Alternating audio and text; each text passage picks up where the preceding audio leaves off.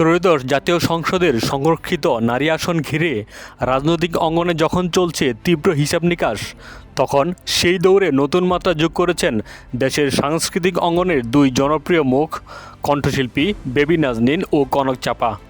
বাংলাদেশ জাতীয়তাবাদী দল বিএনপি থেকে মনোনয়ন ফর্ম সংগ্রহ করে তারা এখন আনুষ্ঠানিকভাবে নির্বাচনী প্রক্রিয়ায় অংশ হয়েছেন।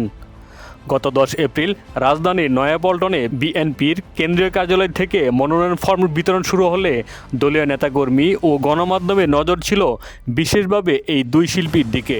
সূত্র জানায়, জনপ্রিয় কণ্ঠশিল্পী কনক চাপা ইতিমধ্যে সিরাজগঞ্জ 1 কাজীপুর আসনের জন্য মনোনয়নপত্র জমা দিয়েছেন। অন্যদিকে বেবি নাজনীন মনোনয়ন ফর্ম সংগ্রহ করেছেন নীলফামারী 4 সৈয়দপুর ও কিশোরগঞ্জ আসনের জন্য। বেবি নাজনীন বলেন, দীর্ঘ 4 দশকের রাজনৈতিক সম্পৃক্ততা ও দলের প্রতি আনুগত্যের জায়গা থেকেই তিনি এই সিদ্ধান্ত নিয়েছেন। তার ভাষায়, দলের সিদ্ধান্ত আমি গত 40 বছর ধরে মেনে আসছি, ভবিষ্যতেও তাই করব। দেশ ও নতুন প্রজন্মের জন্য কাজ করতে চাই।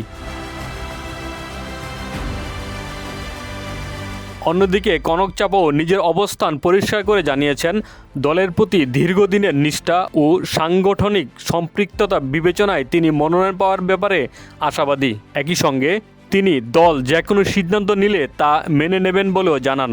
এদিকে একই প্রক্রিয়ায় মনোনয়ন ফর্ম সংগ্রহ করেছেন আরেক জনপ্রিয় কণ্ঠশিল্পী রিজিয়া পারভিনও। তিনি কিশোরগঞ্জ থেকে সংরক্ষিত নারী আসনের জন্য আবেদন করেছেন বলে জানান।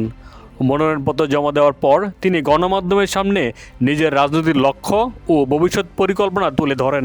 রিজিয়া পারভিন বলেন, আমি নারীদের জন্য কাজ করতে চাই, দেশের মানুষের জন্য কাজ করতে চাই, সংস্কৃতি অঙ্গন নিয়েও কাজ করার ইচ্ছা আছে।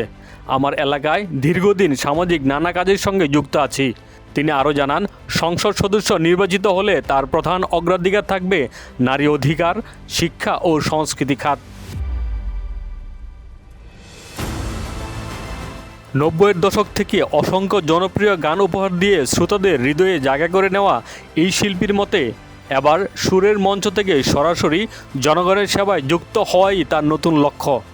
সব মিলিয়ে দেশের সাংস্কৃতিক অঙ্গনের পরিচিত মুখদের রাজনীতিতে সক্রিয় অংশগ্রহণ বিএনপির সংরক্ষিত নারী আসনের মনোনয়ন দৌড়কে আরও বেশি আলোচিত ও প্রতিদ্বন্দ্বিতাপূর্ণ করে তুলেছে। দিতরুল আকন্দ আলমগীর, বাংলা বাজার পত্রিকা।